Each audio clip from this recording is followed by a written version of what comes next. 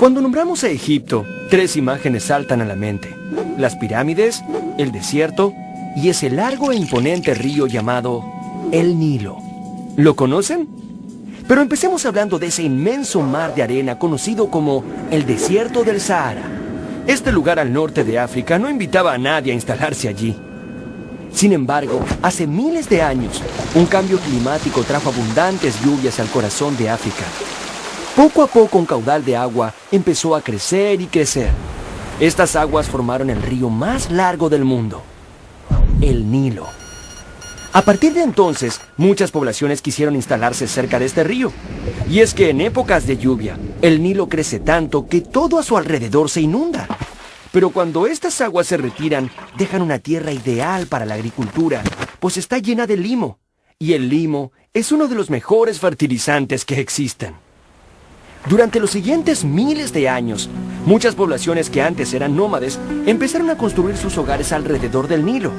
Así nació el antiguo Egipto, una tierra habitada por hombres y mujeres que rápidamente aprendieron a sembrar y recolectar alimentos en abundancia, sin la necesidad de mudarse de un lugar a otro.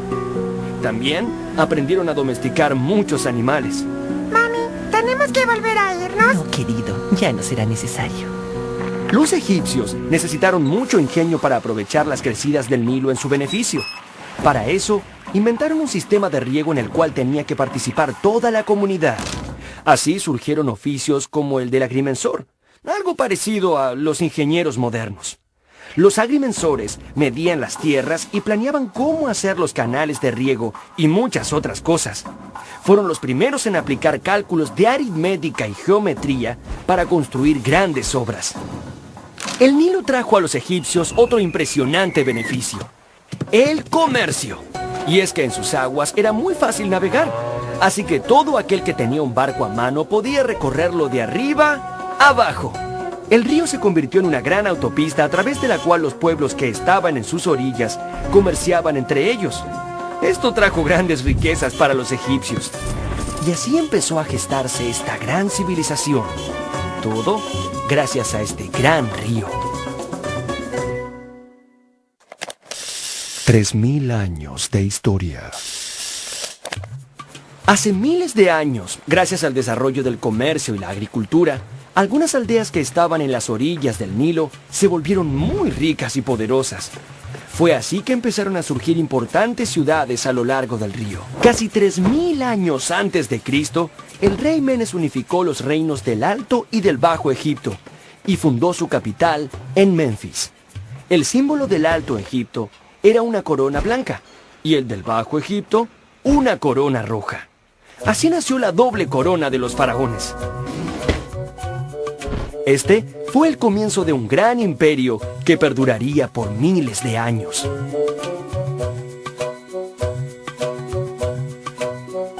Los egipcios tuvieron una ubicación privilegiada.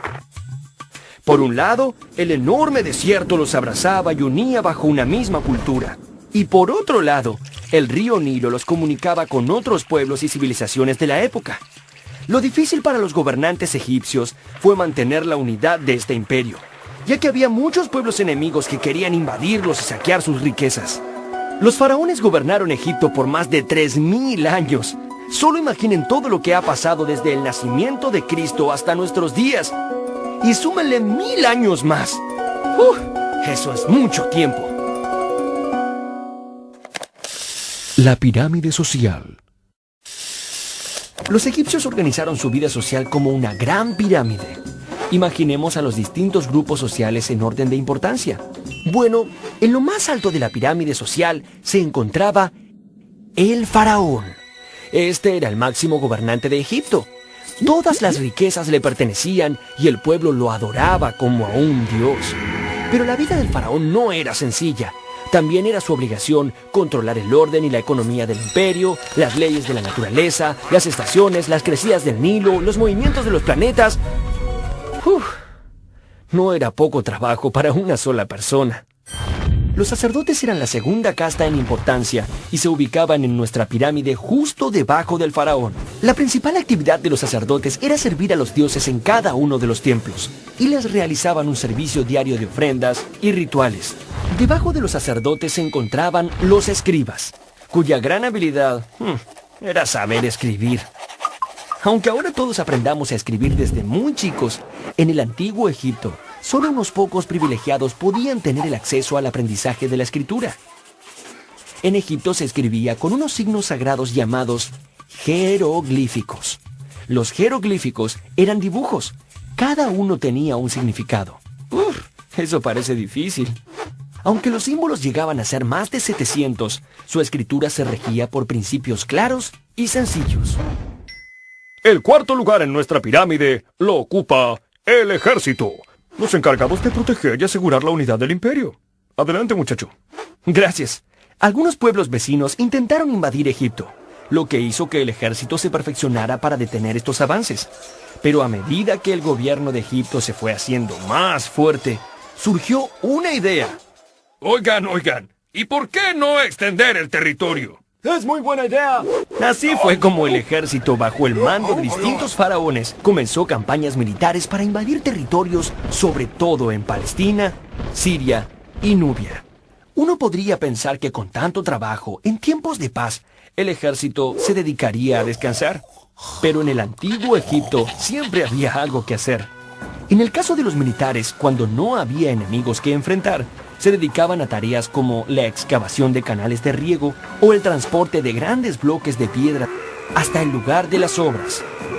¡Vamos, tiren! Y finalmente, en la base de la pirámide, se hallan los comerciantes y los artesanos, luego los campesinos y en la parte más baja, los esclavos, quienes tenían a su cargo la realización de las tareas más pesadas. Obras colosales. Ha llegado el momento de hablar de las pirámides, el principal símbolo del antiguo Egipto. Las pirámides esconden también grandes misterios y preguntas que aún hoy no podemos responder. Ingenieros en la actualidad apenas pueden imaginarse cómo fueron construidas.